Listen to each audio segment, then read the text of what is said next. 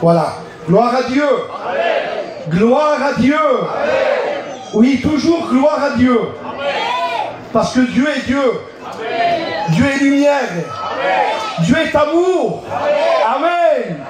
Quelle grâce que nous avons. J'aimerais le dire dans un mot d'aujourd'hui. Combien on est vénards. Écoutez-moi, on est des gros vénards. Vous ne pouvez pas vous imaginer la grâce que Dieu nous fait d'être nés dans le temps de la grâce. Vous ne pouvez pas vous l'imaginer. En lisant la Bible, je découvre les trésors et je découvre tout l'amour de Dieu que Dieu a pour nous. Amen. Il me venait ce sentiment très fort dans la prière cet après-midi. Ce sentiment m'envahissait, cette pensée m'enveloppait. Et je sentais que c'était un mot de Dieu qui me faisait du bien. Jusqu'à ce que même des larmes sont venues. Et je sentais ça fort. On ne mérite pas. Voilà ce que je ressentais. On ne mérite pas sa grâce. On ne mérite pas d'être sauvé. On ne mérite pas d'être dans une réunion évangélique. On ne mérite pas. C'est l'amour de Dieu. C'est difficile de parler de l'amour de Dieu. L'amour immense de Dieu, cet amour de Dieu manifesté dans la personne de Jésus-Christ. Je ne sais pas comment tu vis, je ne te connais pas. Je ne sais pas quelles sont tes pensées. Je ne sais pas quelle est ta motivation. Je ne sais pas pourquoi tu viens ici. Je ne le sais pas. On peut venir pour plusieurs raisons. Mais ce qui est sûr, c'est que Dieu, il te connaît, il te voit et il veut te sauver. Ça, c'est sûr. Il est écrit dans la Bible, Dieu veut que tous les hommes soient sauvés. Il le veut. Mais est-ce que toi, tu le veux ce soir? Est-ce que ton cœur voudrait-il s'ouvrir ce soir à cet amour de Dieu? Et j'ai aimé ce texte de l'apôtre Paul. Qui nous séparera de l'amour de Jésus-Christ? Qui nous séparera de l'amour de Christ? Et il dit, serait-ce la tribulation? Serait-ce la faim? Serait-ce le péril, l'épée, la nudité, l'angoisse? Et il cite plusieurs choses. Et est-ce qu'il y aurait quelque chose qui pourrait nous séparer de l'amour de Christ? Et Paul dit, rien. Amen. Rien ne peut nous séparer de l'amour de Dieu manifesté dans la personne de Jésus-Christ. Le Seigneur veut ce soir marquer ton cœur de son amour. Il veut marquer ton cœur de son amour. Il veut que tout son amour soit déversé dans ton cœur. Et quand Jean a baptisé le Fils de Dieu et qu'il est sorti de l'eau, la Bible dit que le ciel s'est ouvert et une voix a dit cette parole: voici mon Fils bien-aimé en qui j'ai mis tout mon amour. Tout l'amour de Dieu est dans la personne de Jésus-Christ. Mais vous imaginez tout l'amour de Dieu, mais je ne sais pas à quel degré moi, mais l'amour infini de Dieu, cet amour de Dieu qui vient vers nous, nous pécheurs, excusez-moi du mot, cet amour qui vient vers nous, ces hommes pécheurs impurs à ses yeux. Vous savez ce que dit la Bible? Les étoiles sont même impures à ses yeux. Écrit dans le livre de Job. Même les étoiles, mais pourtant, qu'est-ce qu'elle a fait? Elle n'a rien fait. Ça fait 6000 ans, ou je ne sais pas combien de millions d'années qui sont dans le ciel, et tous les soirs elles brillent. Elles ne font rien de mal. Eh bien, même les étoiles, elles ne sont pas pures à ses yeux. La Bible dit que Dieu, il trouve de la folie chez ses anges. Il regarde une étoile, elle n'est pas pure. Il regarde un ange, il peut y avoir de la folie en lui. La preuve, Lucifer, qui était un ange de Dieu, est devenu le prince des ténèbres. C'est qu'il y a de la folie, non? Amen, amen. Amen.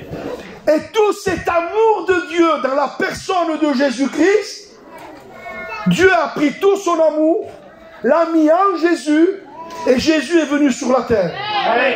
Et quand il marchait sur la terre, c'était tout l'amour de Dieu, toute la compassion de Dieu. Alors quand quelqu'un venait, un exemple, la femme adultère, c'est un mot qu'on n'aime pas trop ça chez nous, hein? Mais c'est écrit dans la Bible. Elle avait été prise en flagrant délit d'adultère. C'est grave, je vous l'avoue que c'est grave. La preuve que c'est grave, la loi disait lapidation. C'est que c'était grave, non? Si la loi dit, tu ne commettras pas d'adultère, lorsque tu trouveras, dit Moïse, un couple commettant cette abomination, tu les prendras, tu les amèneras devant le sacrificateur et tu les lapideras. Tu ôteras l'abomination devant mon peuple. C'était grave. Et cette femme est prise. Et des gens religieux, sans amour, sans l'esprit, la prennent. Et ils veulent coincer Jésus en même temps. Jésus, toi, soi-disant que tu as tout l'amour de Dieu, mais tu n'as pas un amour sans vérité, car Jésus n'a pas l'amour sans vérité. Son amour est vrai. Amen. Alors il dit, écoute, cette femme-là, nous l'avons surprise en faute. La loi nous ordonne de la lapider. La loi de Moïse. Toi, que dis-tu? Alors Jésus les regarde. Le texte dit qu'ils avaient pris des pierres pour la lapider. C'était la loi qui le disait. Ils en avaient le droit. Jésus les regarde. Tout l'amour de Dieu sur lui. Il dit que celui qui est sans péché jette le premier la pierre contre elle. Alors, accusés dans leur conscience, ils se sont retirés en arrière. Et cette femme qui était là, toute cassée, toute brisée, condamnée, jugée, pointée du doigt, humiliée, rejetée par peut-être les gens. Il y a peut-être des gens rejetés ici. Il y a peut-être un homme rejeté, une femme rejetée. Il y a peut-être quelqu'un qui est jugé, abandonné des siens, méprisé, haï. Et cette solitude te fait souffrir. Et tu te dis, il n'y a personne qui m'aime à moi. Personne ne me fait cas. Personne ne s'intéresse à moi. Je voudrais te dire que ce soir, il y a Jésus qui t'aime. Jésus qui s'intéresse à toi. Amen. Jésus qui te regarde avec un regard d'amour et de compassion. Les yeux de Jésus, ce n'est pas des fusils. Les yeux de Jésus, c'est le regard de Dieu. Les yeux de Jésus, c'est le regard d'amour. Et il dit, femme, où sont ceux qui t'ont accusé? Et cette femme dit, Seigneur, personne, puisqu'ils se sont retirés. Il n'y en a pas un qui m'a jeté une pierre. Parce que toi, tu leur as dit, si quelqu'un n'avait pas de péché, qu'il jette le premier la pierre. Mais comme tous avaient péché, donc ils n'ont pas pu jeter la pierre. Alors ceux qui m'ont accusé se sont retirés. Et Jésus dit, femme, moi non plus, je ne te condamne pas. Mais quel amour! Je ne te condamne pas. J'aurai le droit de te condamner. C'est moi la parole. C'est moi le saint. C'est moi le juste. C'est moi le sans péché. J'aurai le droit de te condamner. Mais écoute, femme, je ne te condamne pas. Va et ne pêche plus. Ce soir, cet amour veut te sauver. Et j'ai une question de la Bible. Voilà le sujet de ma prédication ce soir. C'est une question de la Bible. Et je voudrais te parler de cet amour. Gloire à Dieu. Écoute bien. C'est une question dans l'évangile de Jean. C'est un homme très intelligent qui a posé cette question. C'est un homme qui lit la loi et la Torah. C'est un homme qui connaît les Écritures saintes. C'est un homme qui va à la synagogue. Il ne manque pas les réunions de la synagogue. Il a Dieu dans la tête. Y aurait-il des gens ce soir qui ont Dieu dans la tête, mais qui n'ont pas Dieu dans le cœur? Y aurait-il des gens ce soir qui se promènent dans toutes les réunions et dans tous les chapiteaux, mais qui encore n'ont pas expérimenté l'amour de Dieu? Tant que tu n'expérimenteras pas l'amour de Dieu, tu seras toujours esclave du péché. Car pour devenir libre du péché, et pour ne plus vivre dans le péché, il faut rencontrer l'amour de Dieu. Et cet homme pose une question. Alors je vous la pose comme moi, pour que vous compreniez. Voilà la question. Comment fait-on pour être un chrétien?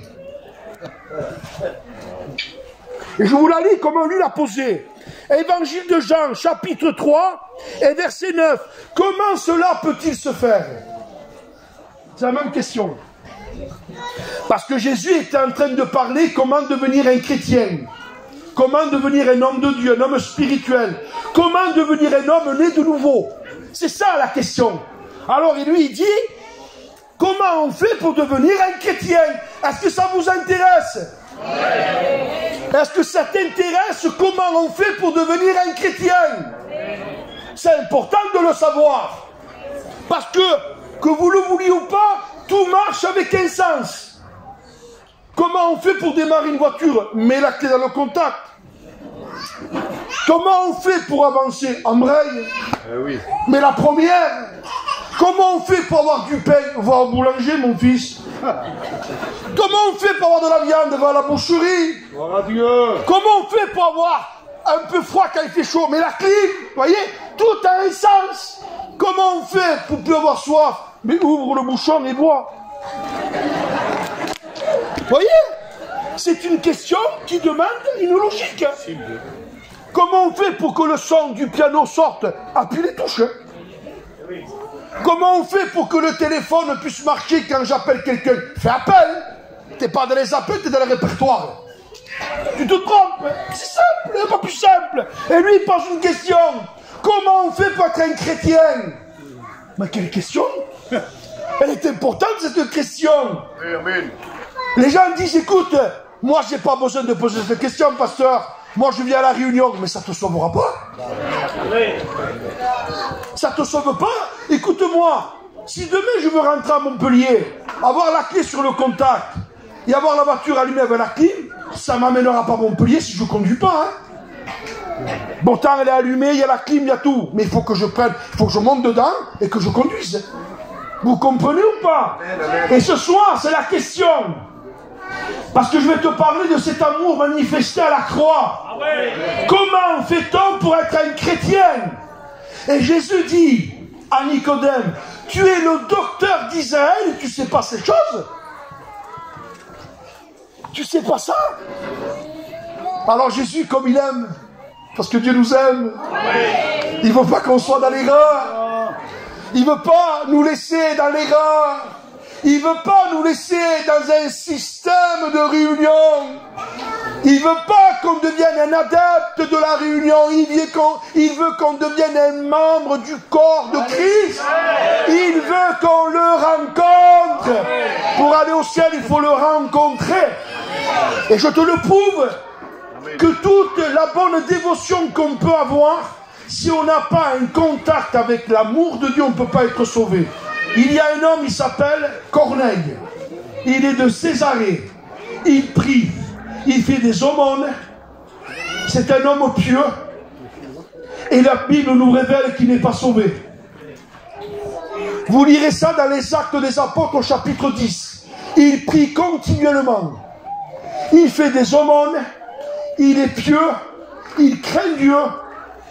Et comme Dieu a vu son cœur ouvert, comme Dieu a vu qu'il le cherchait, vous savez, quand on cherche Dieu, je vous promets que Dieu va se révéler à nous. Amen. Et comme Dieu a vu que cet homme le cherche, mais il ne sait pas. Il veut Dieu, mais il ne sait pas comment. Alors Dieu, dans son amour, il va envoyer une révélation à Pierre, la révélation de la nappe. Rappelez-vous, c'est un rêve qu'il a. Il voit une nappe de table. Hein. Il voit des animaux impurs. Et puis la voix lui dit, Pierre, lève-toi, tue et mange. Lui il dit, Seigneur, non, moi je ne mange pas ça. Pourquoi? Je suis un juif. Dites à un musulman de manger du porc, vous verrez, il ne mangera pas. Et eux, c'est pareil. Il y avait des animaux qui ne mangeaient pas, eux. Ah non, Seigneur, moi je ne mange pas ça. Rien d'impur n'est rentré dans ma vie. Écoute, Pierre, ce que Dieu a déclaré pur, ne le regarde pas comme impur. Il ne comprend pas la vision. Et pendant qu'il réfléchit à la vision, il entend à la porte. Et il entend, est-ce que c'est ici qu'il y a un Simon surnommé Pierre? Et les gens disent oui, l'apôtre Pierre il est là. Et l'Esprit dit, Pierre, ces hommes, c'est moi qui les envoie. Pars avec eux sans hésiter.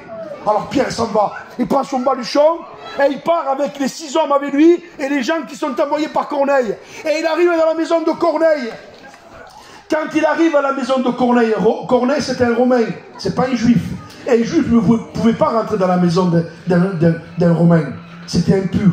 Mais Pierre obéit à la voix, il rentre. Et d'un coup, Pierre dit, vous savez que normalement il est interdit à un Juif de se mélanger aux païens. Mais Dieu m'a appris à ne regarder aucun homme comme impur. Alors puisque vous m'avez envoyé, dites-moi, pour quel motif vous m'avez envoyé? Et Corneille dit, écoute, moi je suis quelqu'un qui prie. Moi je suis quelqu'un qui veut Dieu, mais je ne le connais pas. Je veux Dieu, mais je ne sais pas comment le rencontrer. En un mot, je veux Dieu, mais je ne sais pas comment trouver Dieu. Je veux Dieu, mais je ne sais pas comment devenir chrétien. Je ne le sais pas. Pierre, dis-moi.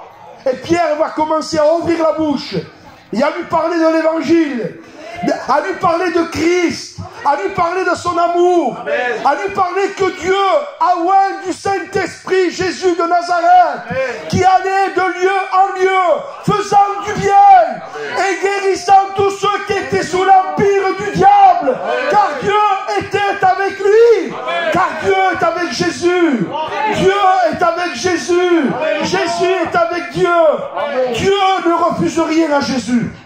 Quand Jésus prie, Dieu dit oui. Quand Jésus prie, il dit Amen. Quand Jésus prie, quand il demande, Dieu dit oui à Jésus. À tout. Et ce soir, il prie, il intercède pour toi. Parce qu'il veut se révéler à toi. Il veut te libérer de la puissance du péché. Il veut te libérer de l'esclavage. Te libérer de ta vie. Te libérer de ce qui te tient captif, te libérer de ta prison, car Christ est le libérateur, car il est loin de Dieu pour guérir tous ceux qui sont sous l'empire du péché. Alors comment fait-on pour être un chrétien?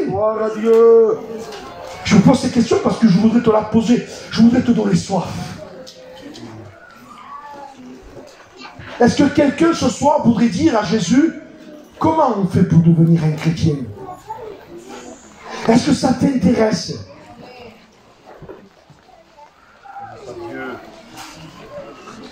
Alors Jésus dit, tu veux savoir comment on devient chrétien? Oui. Comment on fait pour naître de Dieu? Comment on fait pour naître du ciel, pour devenir un enfant de Dieu? Comment? Alors Jésus dit, je vais te l'expliquer. Et je vais vous l'expliquer maintenant avant de finir. Verset 14. Et comme Moïse. Alors Nicodème, il est là, stupéfait, et il entend Jésus parler.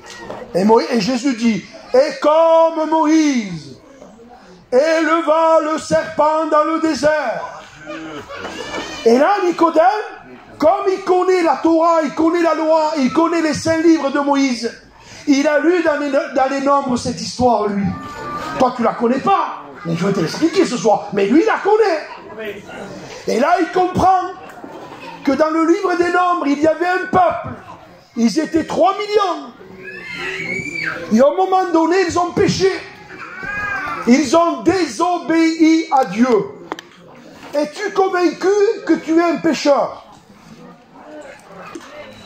Es-tu convaincu que tu as péché? Es-tu convaincu que tu ne mérites pas la grâce de Dieu? Es-tu convaincu? Ce soir, je voudrais te convaincre. Écoute bien, parce que pour se sauver, il faut être convaincu qu'on est perdu. On ne va pas au docteur si on n'est pas convaincu qu'on est malade. Et Nicodème écoute. Mais Jésus lui dit, écoutez bien, tu te souviens du peuple d'Israël? Ils étaient 3 millions, ils ont péché. Qu'est-ce qui s'est passé, Nicodème, quand ils ont péché? Qu'a fait Dieu? Il a envoyé des serpents brûlants. Oui. Et qu'ont fait les serpents? Ils ont mordu le peuple. Et les serpents qui ont mordu le peuple, il y avait des gens qui se mouraient dans les tentes. Tu te rappelles, Nicodème? Oui, je me rappelle, Seigneur. Il y avait des cris, des douleurs, des cris amers, des souffrances. C'est pour ça que dans le monde, il y a des cris amers, des souffrances, des divorces, des bagarres, de la drogue et de l'alcool. Et j'en passe et j'ai honte de dire tout ce qu'il y a. C'est la puissance du péché. Tu t'en rappelles, Nicodème? Oui, Seigneur, je me souviens. Quand le peuple mourait dans les tentes à cause du venin des serpents. Tu te souviens? Oui. Et est-ce que tu te souviens, Nicodème, comment la guérison est venue? Oui, je me rappelle, Seigneur. Alors écoute. Et comme Moïse éleva le serpent dans le désert, qu'a fait Dieu? Moïse, je voudrais que tu prennes une perche en forme de bois. Tu prendras une grande perche, Moïse, et tu mettras sur cette perche un serpent en bronze, en airain. Tu le mettras autour de cette perche. C'est pour ça que quand vous allez à la pharmacie, l'emblème, c'est une croix verte avec un serpent. C'est la guérison. C'est tiré de la Bible. Alors Moïse a obéi. Il a pris la perche, il a mis le serpent en bronze et l'a élevé. Alors je vous promets que c'était la foi. Hein, parce que la foi, c'est la folie. Hein. L'évangile, c'est question de foi. Hein. C'est pas question que je sais, je comprends. Non, non, on sait rien, on est pécheur. Amen. Non, non, l'évangile, c'est question de foi. Amen. Moïse a élevé le serpent. Amen. Il a élevé le serpent. Et voilà le message. Quiconque a été mordu et regardera le serpent sur la perche conservera la vie. Gloire à Dieu. Alors certains disaient, ils sont fous. C'est possible que je regarde un serpent en bronze sur une perche, que je sois guéri. Mais quand même. Et les gens n'y croyaient pas. Et ceux qui ne croyaient pas, qu'est-ce qui se passait? Eh bien, ils se mouraient. Et puis il y en a un qui a dit, pourquoi pas essayer? Puisqu'on a tout essayé. On est en train de mourir dans les tentes. On meurt d'angoisse. On meurt à cause du péché, on est détruit. Les foyers détruits, les familles détruites. Le péché détruit tout. Le diable rentre dans les maisons, il fracasse tout. Notre peuple aujourd'hui, excusez-moi pour ce que je vais vous dire, on était un peuple, nous, avec un respect, avec une pudeur, il y avait un sens moral, il n'y a plus rien. Aujourd'hui, nos jeunes se droguent, il y a des dealers parmi le peuple gitan aujourd'hui. C'est pas pour juger, c'est pour vous montrer où c'est qu'on en est arrivé. C'est fini. La morale, il n'y en a plus. Il n'y a plus de morale, il n'y a plus. Le péché a tout détruit, a tout cassé. Et puis il y en a un qui a dit dans une des tentes, certainement, il a entendu le message. Si tu regardes le serpent sur la perche, tu seras sauvé, tu seras guéri. Et on a dit, je le crois. Et il a commencé à se tourner, à regarder. Quand il a regardé le serpent sur la perche, bam, il a été guéri. Il a dit, c'est pas possible. Le venin n'avait plus d'impact sur lui.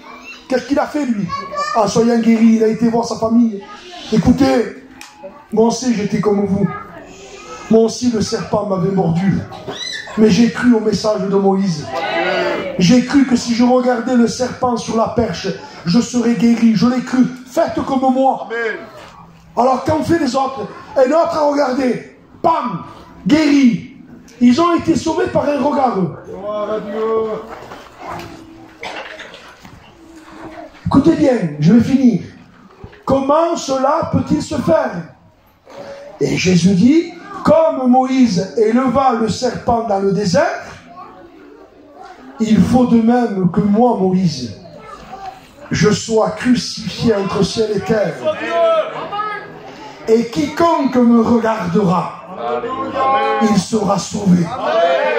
Car Dieu a tant aimé le monde qu'il a donné son Fils unique, afin que quiconque croise en lui ne périsse point, mais qu'il ait la vie éternelle.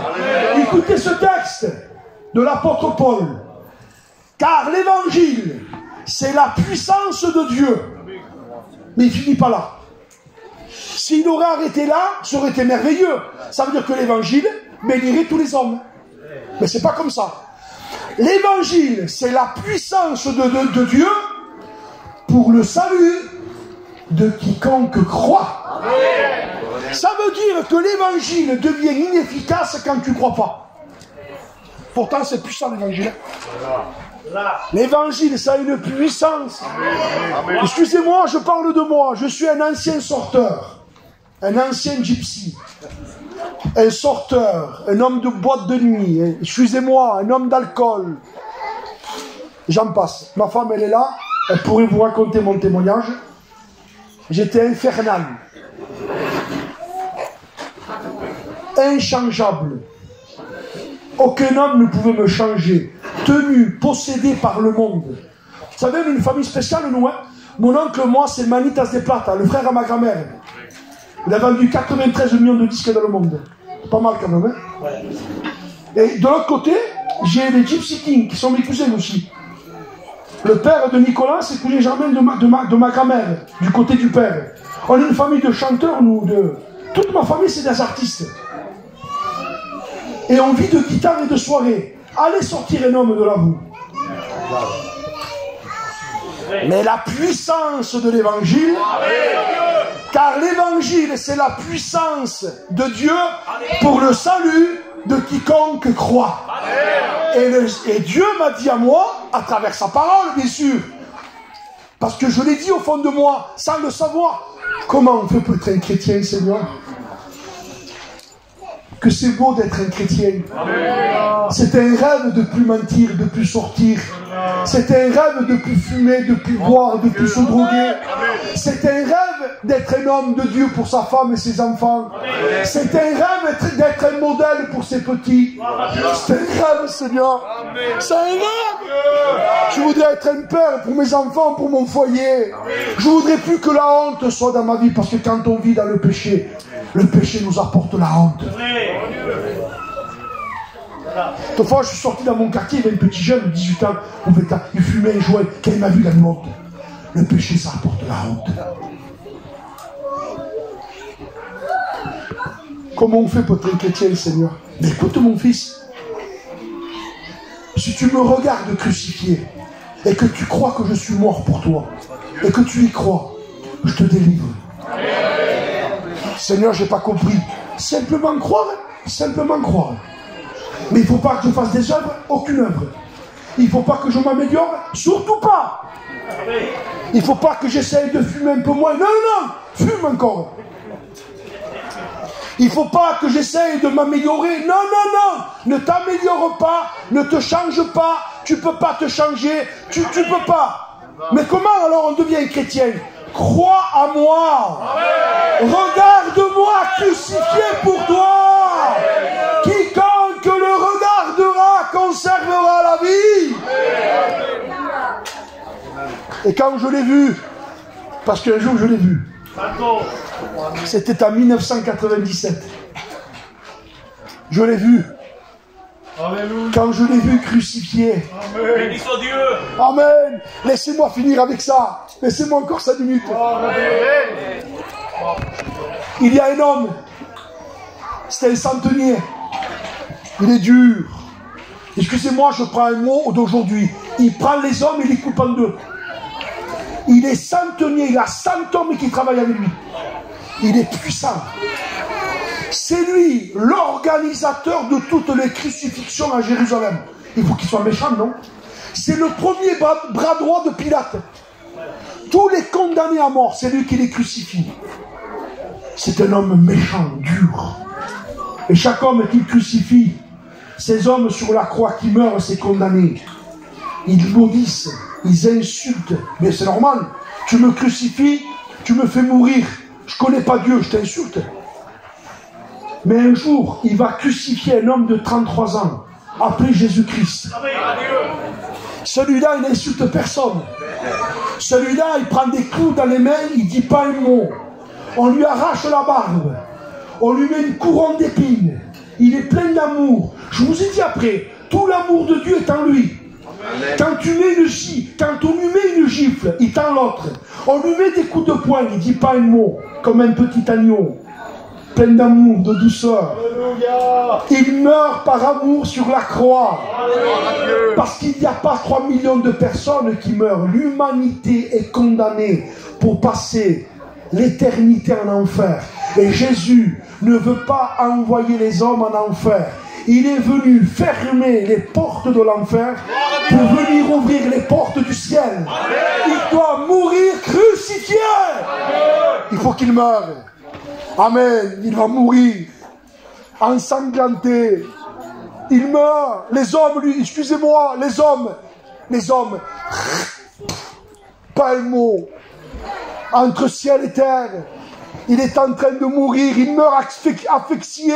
Parce que quand on est crucifié, on meurt d'étouffement. Jésus se meurt petit à petit. Il a subi la colère de Dieu. La colère devait tomber sur toi, sur moi, car c'est nous les coupables. C'est pour ça que le brigand a dit, hé toi, tu ne veux pas t'arrêter de parler sur Jésus maintenant? Pour nous c'est justice. C'est normal qu'on soit crucifié, nous on a fait le mal. Mais lui ici, lui n'a rien fait de mal. Il est en train de reconnaître l'innocence de Jésus. Et il est en train de se reconnaître coupable. Alors il dit, pour nous c'est normal qu'on soit crucifié. Vous savez que ce aurait dû être nous, qu'on aurait dû être crucifié? Tu sais que tu mérites d'être crucifié et que moi je mérite d'être crucifié à côté de toi. Tous à côté l'un de l'autre, crucifiés. Mais Jésus a dit non. Non, non. Ni toi, ni moi, ni aucun de nous. Jésus nous a poussés. Il nous a poussés. Il a dit non, poussez-vous, poussez-vous. C'est pas vous qui allez prendre la colère de Dieu. C'est moi. Il est sur la croix. Et toute la colère de Dieu tombe sur lui. C'est pour ça qu'Ésaïe 53 dit frappé de Dieu. Il a été frappé de Dieu pour t'épargner à toi. Et si ce soir tu crois qu'il est mort pour toi, comment on fait pour être un chrétien? Eh bien c'est là justement, et c'est la conclusion de la réunion. Viens à la croix. Regarde-le mourir pour toi. Regarde ses mains percées. Regarde son côté ouvert. Regarde son front couronné d'épines. Écoute cette voix, fils. C'est pour toi que je suis mort, dit Jésus. Je suis mort pour toi. J'ai donné ma vie pour toi. Pour t'épargner, pour te sauver. Si tu crois dans l'amour de Dieu, cet amour de Dieu pour toi, que tu y crois, je te promets, ce soir tu te sauves. C'est ça être sauvé. Gloire à Dieu. C'est ça être sauvé. Alléluia. C'est ça être sauvé. Être sauvé, c'est venir à la croix. Et ce centenier qui est là, il regarde Jésus mourir. Il en a vu le crucifié. Mais comme celui-ci, jamais plus de la vie n'en voit un. Il voit un amour, une douceur. Il entend à tous ceux qui lui ont fait du mal, Père, pardonne-leur. Et Jésus dit, Alléluia. Père, tout est accompli. Ça veut dire, je viens d'accomplir tout le processus du salut pour les hommes. Les hommes viendront à moi, ils me regarderont crucifié, ils croiront en moi et ils seront sauvés. La Bible dit que Jésus rendit l'esprit et s'endormit. Le centenier commence à pleurer. Celui qui était dur, vous savez, là qui moi je suis un homme dur. Ouais, mais devant l'amour de Dieu, tu craques. Les rochers se sont fendus à la croix. Quelle image des cœurs les plus durs. Le centenier le regarde et il pleure. Il pleure. Et il dit, ah, assurément cet homme, c'était le Fils de Dieu. Et il s'est converti. Ce soir, y aurait-il, je voudrais qu'on joue un cantique, qu'on fredonne. Je vais faire un appel. Comment cela peut-il se faire? Comment devenir un chrétien? Viens à la croix.